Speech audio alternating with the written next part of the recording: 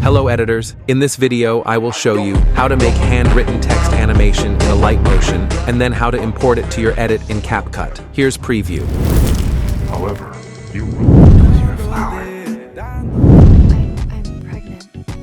But before that, smash that like button and subscribe for more tutorials like this. This preset contains 3 different text styles, which I will be also explaining if you are new to Alight motion. You can download the XML file from my Discord server, link in the description. Alright, let's get started. After you installed the preset, here you can import it into Alight motion. As you can see, here are the different text styles. You can change the text however you want, but now we will get into the important info. When you go to Effects, here the Edge Glow, disable this if you're going to use this for CapCut. If you are going to use this as preset for Alight motion, right in the edit, then skip this. The main effect, the drawing process, if you want to make the animation slower or faster, you can change graphs of your choice. For length, if you want the text to be longer, don't forget to move the keyframes too. This applies for all 3 texts. But now let's get into the fractal one. The effect, fractal ridges, here you can change the colors how you like. If you scroll back to evolution and again, want to make the text longer or smaller, don't forget to move the evolution keyframe at the end too. Okay now, the gradient text, which is pretty simple. Here you can change the colors, and that's it.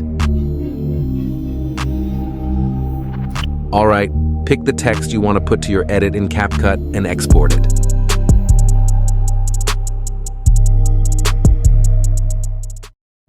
In your project in CapCut, attach the overlay you just exported. Remove the background with chroma key by picking the black color and setting intensity to 100. Go to Effects and find Glow 2. You can check out the settings for glow, but I think this is enough. We are done, but sometimes the text needs shadows because of various bright scenes that it can be almost unreadable.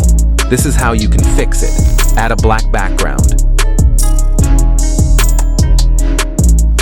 Make sure it's behind the text overlay. Go to Mask and follow my steps.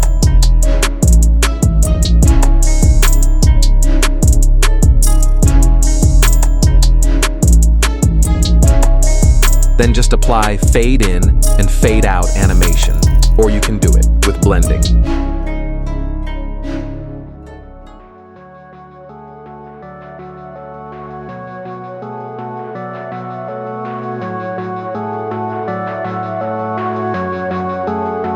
Let me know if this tutorial helped you.